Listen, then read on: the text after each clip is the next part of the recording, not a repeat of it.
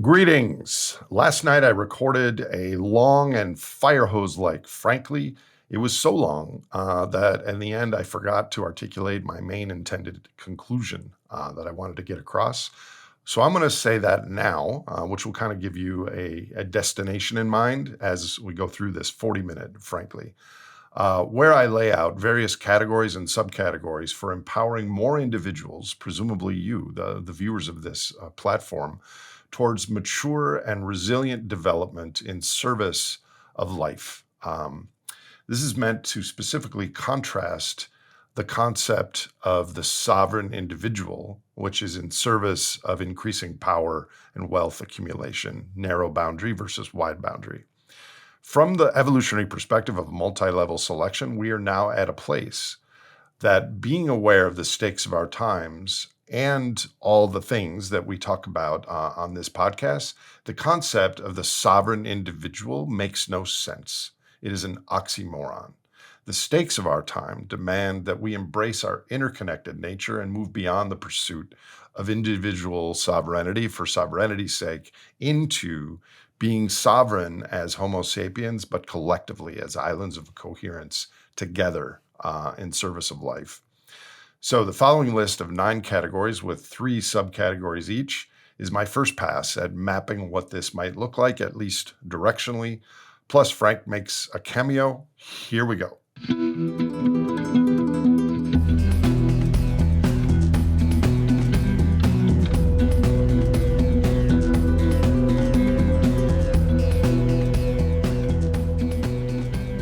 Happy New Year. Happy 2025. That's just one of those things that we say that we've gotten used to saying, but there's a big old asterisk saying Happy New Year. Frank is doing well, though he's living the great simplification with duct tape on his little winter outfit. It is negative 15 Fahrenheit as I record this. I have a lot to say today. This is maybe more of a presentation than frankly, and I have many more to come in the new year. There's a lot going on in the world. I think as the months and now years go by, it's becoming a central point of this podcast that we are live at a time when there is a battle between power and between life. And power, historically with surplus from grains, then fossil fuels, then paper money, then digital money, now artificial intelligence and military power. It's all going much faster, much larger, and life, human life, but also biological, ecological carrying capacity is being diminished in its wake. This is something that we're witnessing. We're a part of it. We're observing it. There was a book, why don't you get down, written about 25 years ago called The Sovereign Individual, which anticipated, I think the author was William Rees-Mogg and someone else. It anticipated that 25 years from then, which is today, that cyber and crypto and different technologies would allow human individuals to transcend the porous borders of nation states and become more powerful than governments.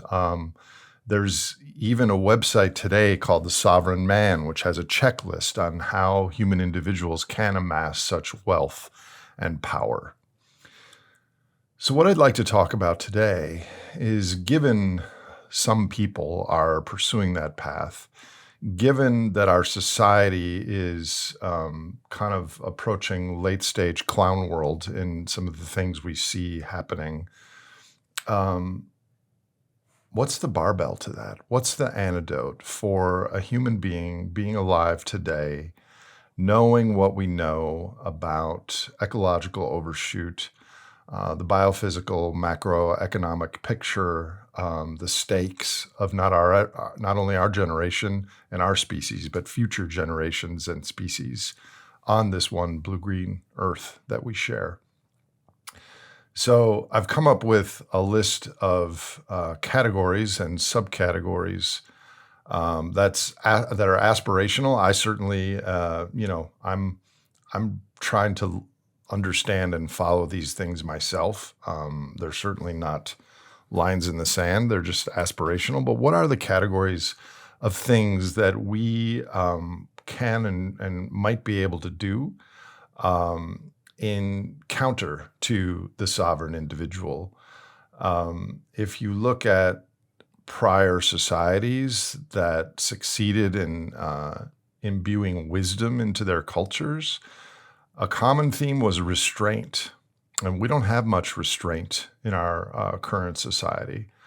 Long intro, somewhat less long, because I wanted you all to see Frank at the beginning of the year. What are the categories, the aspirational categories on the other side, the wide boundary side of the sovereign individual? So the first category is intellectual. And that's pretty much been my work for the last 20 years and the early years of this podcast. The three subcategories are, of course, foundational reality. Not all intellectual pursuits are equally relevant. We have biophysical macroeconomics, human brain and behavior. Obviously, the planet is full of 8 billion humans, individual and aggregate behavior, and ecology and earth systems. And there's lots of topics that are part of the pyramid of how our human ecosystem works. Those three things are pretty foundational. Next is systems and the synthesis of systems. Learning to think in terms of connections instead of things, and a synthesis instead of an analysis, and emergence instead of silos. How the parts and the processes fit together is a central way of intellectually processing our situation. And lastly is a softened gaze. This advice was given to me by my therapists and my coaches, which is a visual thing to look at someone or something on the horizon and kind of soften your gaze, which allows things in the periphery to come in. And you're just a little bit more grounded. With respect to intellectual capacity, it means that we have to remain curious and not certain and have some humility and look at the world and all the things we learn as part of a probability distribution and be tolerant of other viewpoints and try to understand them. So a softened gaze, those are the intellectual subcategories. Then physiological.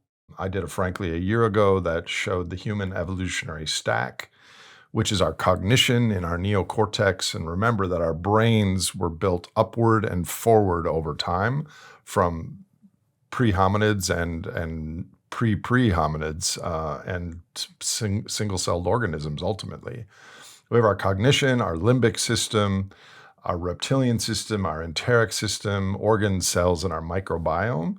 But these things aren't just equally important. The further down you go, the larger impact it has on our behaviors.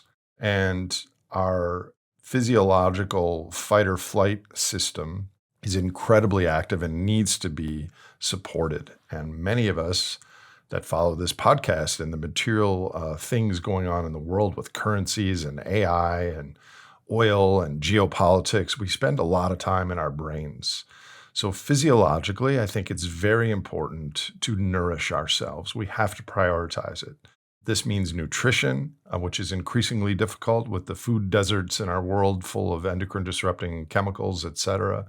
Exercise, sleep, breathing, and the aspect of breathing we take for granted is, the body is the storehouse of the unconscious mind. And so we're holding a lot of the stress and other things while we're thinking all these thoughts. And breathing and all these things can take us into a more regulated nervous system, which brings me to my second point, which is safety and connection. Safety and connection are what's called the ventral vagal state. The vagal nerve and the vagal system also went upward and forward in our evolutionary past.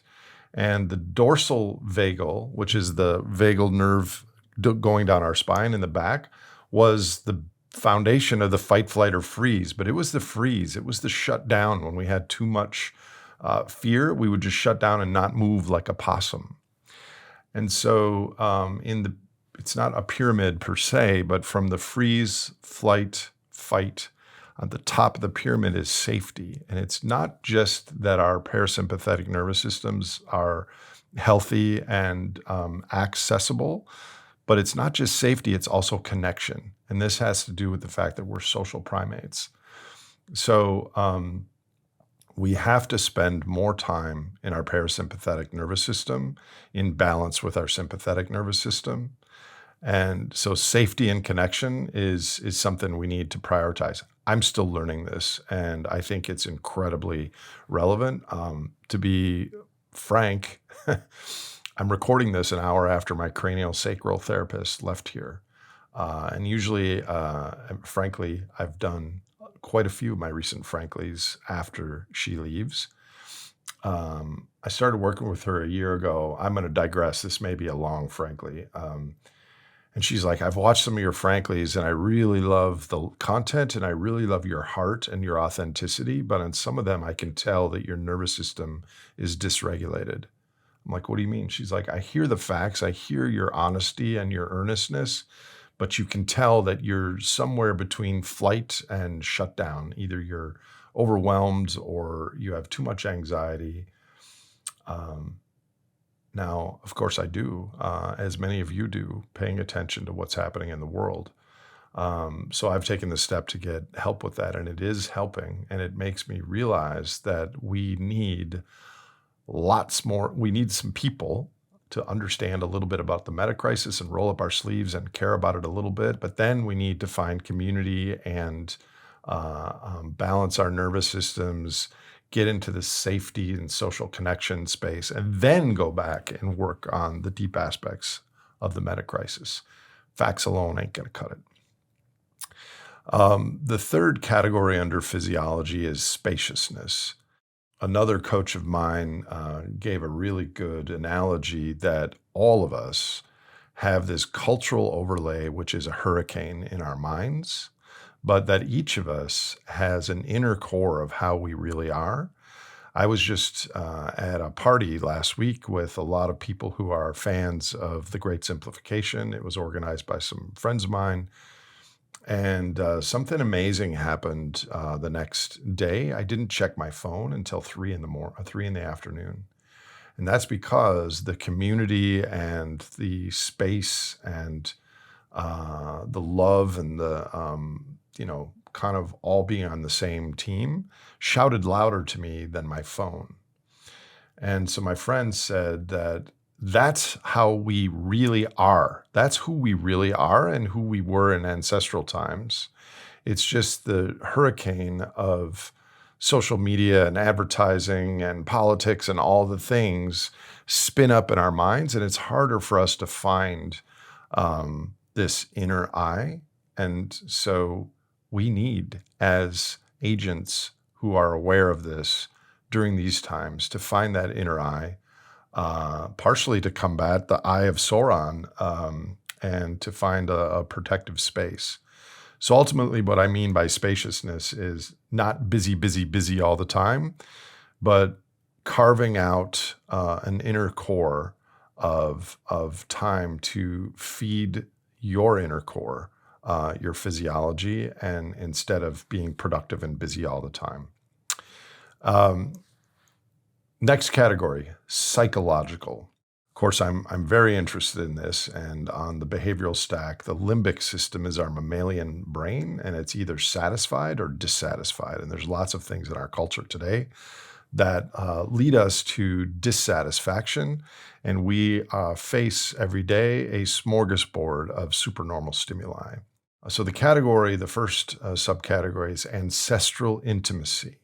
We go through our lives in a novel environment trying to get the same neurotransmitters and hormone endocrine cascades as our successful ancestors in a wildly different environment.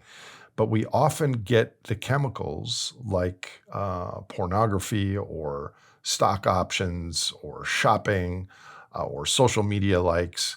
We get the chemicals without actually doing the work. We don't have the tenderness and the intimacy and the time and the social glue that our ancestors had getting the same neurotransmitters. So I think there's something to be said for slow human nature interactions every day. And this feeds back on our nervous system and the ventral vagal that I mentioned earlier. And it's very important to understand our ancestral, imagine our ancestral environment and try to get those same things in a healthy as opposed to unhealthy way. Zones of respite. Again, I'm just kind of wearing my heart and my life on my sleeve here because I have a very difficult job. As much as I love what I do, it's quite stressful because this isn't a single issue podcast. So I'm talking about climate change, biodiversity, debt, geopolitics, energy depletion, psychology, all the things. And so there are lots of people who are disagreeing with everything I say. I've been very busy, and one of the things I've learned is we have to have zones of respite where your work and your stress and your anxiety and the things that are charging you and making you anxious are out of bounds. So for me, this means time with my ducks or my chickens or my dogs or in nature or just playing New York Times Spelling Bee or listening to music that is absolutely walled off from my work. And we need these zones of respite that are healing centers for our minds. Last subcategory is metacognition, or thinking about how we think. I think in the past I've made the little reference point that I have a little Nate on my shoulder who is a primatologist and who will go into a big box store or see an advertisement on TV and recognize and tell my big Nate that's an actor being paid by a company to sell you something that you don't want or need, or watching the optimal foraging theory dynamic unfold in a Walmart or something like that. To take a little step, a little space between who you are and our modern culture and observe the situation as a primatologist is a little boost to our wide boundary sovereign individual. The next category is spiritual. I think we need more awe in our lives, and I get awe from things in nature. When I see a new bird or a lizard or an animal. Last week, we had a staff and board retreat looking at how the new administration and AI acceleration is going to change our work. And I was staying at my board member's house, and I walked out to take a hike. And lo and behold, there was a deer staring at me. And I stood there for over a minute talking to it. And we just had a little connection. And that was in the midst of a very busy work week. I had a period of awe. I think it was a piebald deer because of the whiteness and the color and everything. But we need to find those moments of awe. I get them in nature. You may get them in different ways. Building on that is the connectedness, which is related to awe, but it's also related to spirituality. We are all stardust as a product of 4 billion years of life evolving on this planet. We're related to everything, all other humans, but all other species. And there's maybe something cosmically going on where we're all holons. Within the cells of our body, there are other smaller bits. The cells are part of the organs are part of me. I am part of a community. The community is part of a nation. The nation is part of a world. The world is part of a universe. We are holons in both directions. We're connected to everything. There's a spiritual connotation to that. And then beyond that is the unknown. We can science as much as we can about the chemistry, the physics, the ontology, the archaeology that brought us to this moment. But science will never really only asymptotically get to the major questions of why we're here, how we got here, and what it's all about.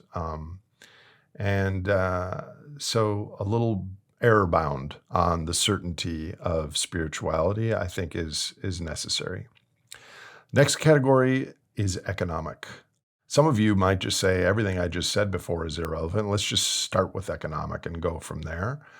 And that might be true for most humans. But what I'm trying to pass the baton or collectively pass the baton together, whatever that metaphor would be, is those of us who are aware of these things have to step up, wake up, play a role, mature, and then eventually find the others. And so it's being aware of the biophysical macroeconomic situation of our world and the stakes necessitates taking the harder path. And the harder path is doing some of these things which are difficult, that cause some restraint, that cause you to give up some of the unexpected reward, convenience, and comfort of our modern life in order to play a role in something larger. So with that, on the economic side, of course, the title of this podcast is The Great Simplification, because we've just had several centuries of complexification and we're kind of on fumes in the money energy nexus that might get a meth boost from AI, still to be determined. But there's enormous complexity risk in the world, the six-continent supply chain and just-in-time inventories and pharmaceuticals being imported from China and India, et cetera. So in your own life, pre-simplification is called for to be more resilient. We don't need giant houses with the average American has 68 devices plugged in all the time. A lot of that is complexity that we did because we could. It's not necessary. And yes, the tortoise will outcompete the hare. The tortoise will be outcompeted by the hare in the near term. So simplifying first actually has consequences if you compare yourself to others, but it will make you more resilient for a simpler future. Second category is slow. By slow, I mean our economic system is built to turn time and effort with materials and energy into money. And then that money is spent on other things. And so we end up having time-saving devices that save us a lot of time relative to our parents and grandparents and ancestors. And then we spend that time playing Candy Crush or doing Facebook likes or something like that. We need to slow down and get more in a human time scale and value our time and do with our time what really matters to us or what really brings us joy and comfort. So planting potatoes is probably a more healthy pastime than Candy Crush. The next subcategory, other than slow, is fast. And I don't mean go fast. I mean fast in the same way as intermittent fasting has become recognized as a thing, where you eat 8 hours a day and you don't eat 16 hours a day. But you can extend that beyond food to shopping or consumption or traveling, where we just voluntarily eschew some of the conspicuous consumption habits that our modern culture advocates. The next category, social. And I'll start with something that I'm going to term barbell empathy. Given the trajectory of the world, I do not think we're going to have justice, fairness, and equality the way that many people are hoping and striving for. We should still strive for them. They're unlikely to happen. But what we can have is full attention, empathy in the moment. If you run into someone struggling, you give them your full attention at the moment. I always, when I encounter a homeless person, I was in San Francisco recently, and I try to look the person in the eye out of respect, just briefly. I often give them a few dollars or whatever, but that metaphorically, we're going to encounter things like that 5 or 10 times a day in coming years and decades. So full attention, full empathy in the moment. But the barbell aspect of it is we need to have some sort of a force field around us that we experience. This is a moment of suffering. Please help this person, be kind and have empathy, maybe help them in the moment, but let it pass through me. I have larger tasks. And if we try to have full fairness, justice, and empathy in every moment, we're going to move so slow and be so unproductive that sparrows could feed on us. This is a hard thing to say, but I'm trying to outline the things that are aspirational and real for the future that faces us, for the people that want to play a role in that future. The second subcategory in social is equanimity. And by this, I mean a place of neutrality, much like a calm pool or a Zen garden, that we have that in social interactions. I've talked about on this podcast the difference between pre-tragic, which is not being aware of the meta crisis, tragic, which is like, oh my God, this is all happening while I'm alive. This is really sucky. And post-tragic, which is the ability to hold it, but also be mature and balanced and process it in a post-tragic way. Also, it's blameless. We really like to blame outgroups as an evolved social primate. And certainly some people and groups are more to blame than others. But we're part of an energy-hungry social metabolic superorganism. And the rules and laws that were evolved over the last 50 years are additive, and it's the structure, it's the system, it's the incentives, and people are playing by those rules. So check the blame a little bit. And lastly, we just should come from an inner core of decency, where you have this force field that I mentioned on barbell empathy, but that force field goes around just naturally being good and decent as the default behavior when we interact with others. The dining car. I've talked about this before, and I think it's really central, so I'm repeating it. We are on a train, a runaway train, where governments and the markets are shoveling fuel into the engine. That is difficult to change the engine and the conductor. What we can change is meet others in the dining car, and while we're riding on this train. Ashley Hodgson on her podcast suggested for diversification reasons to have 3 different social groups. The way I like to frame it is meet people on the dining car, have a very small group of people that you are intensely close with, because that is one of the biggest riches of being a human, is intense, close social relationships.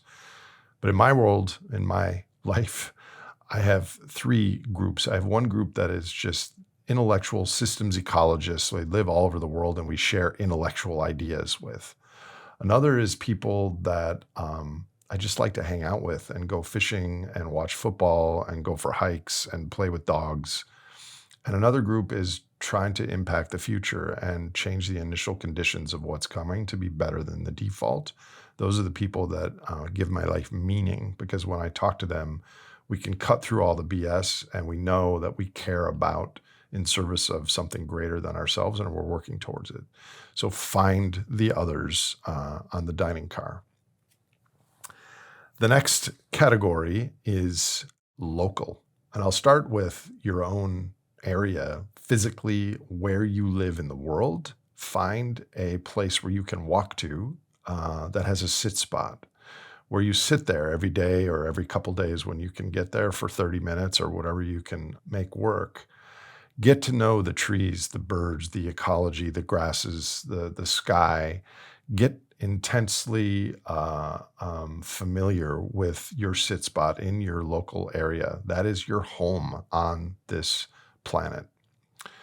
The second piece of advice is learn a skill that is not computer programming or blogging, but that is relevant to an energy and material and maybe socially disrupted future that will be relevant to your place, to your local people. What sort of a skill could you have that would be valued and sought out in an economic simplification?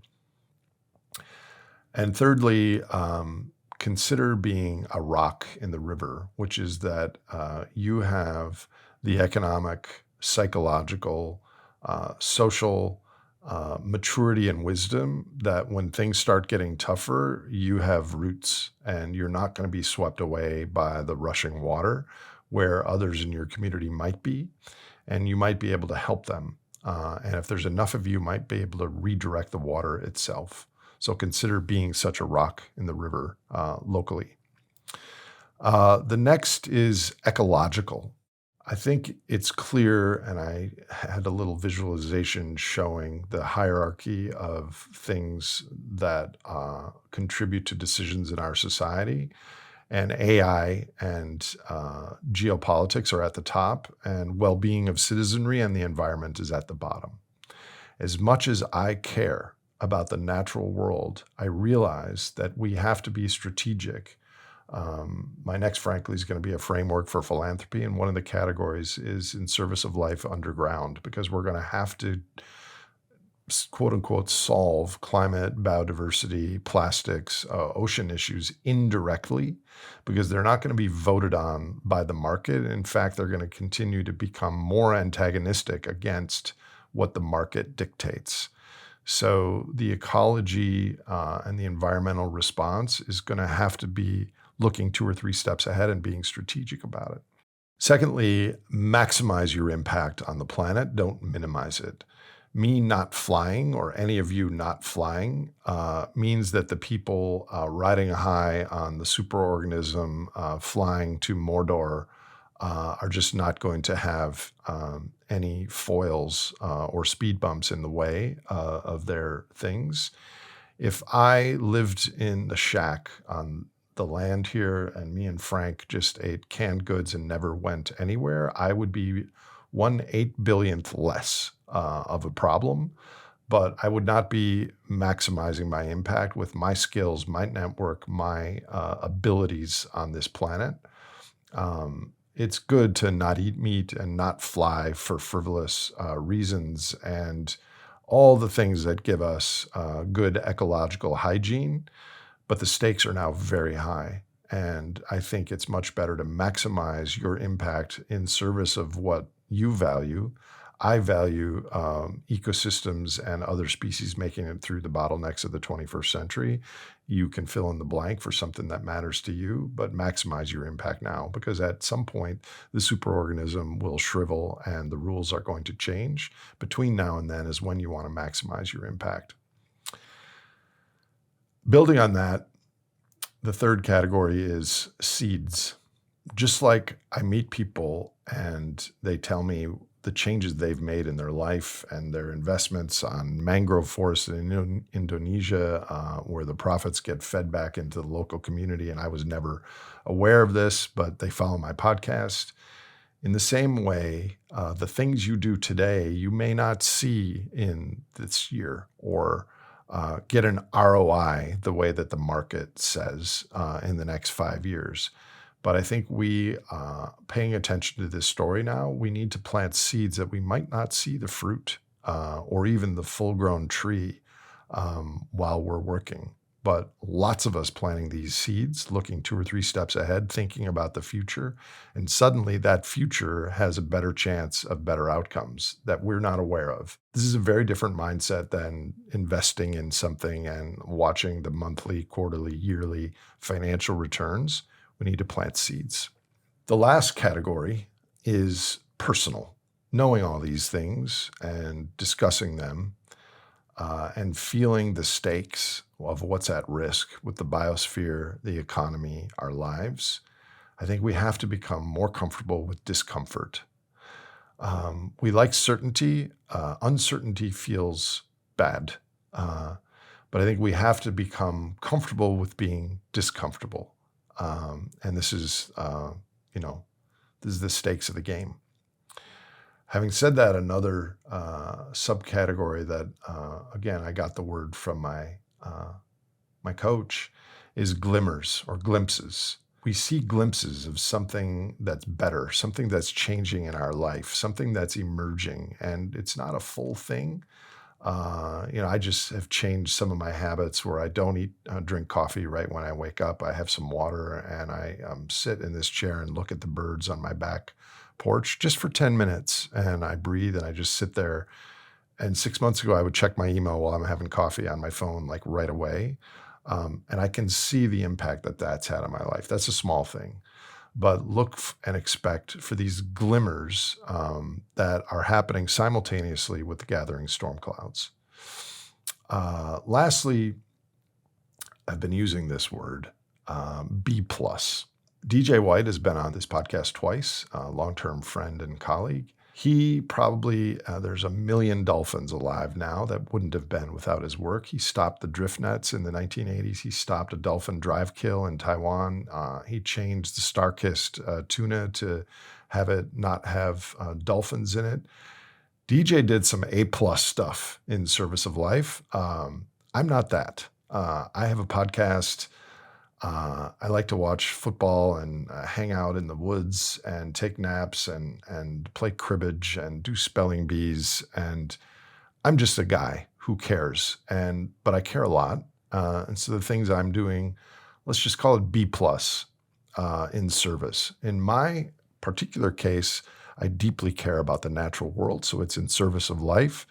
But my recommendation to you, the followers of this podcast, is B plus, which means you have to be kind to yourself. Be kind to others, but the first person you need to be kind to is yourself. B plus in service, full stop. Or you can add the in service of life.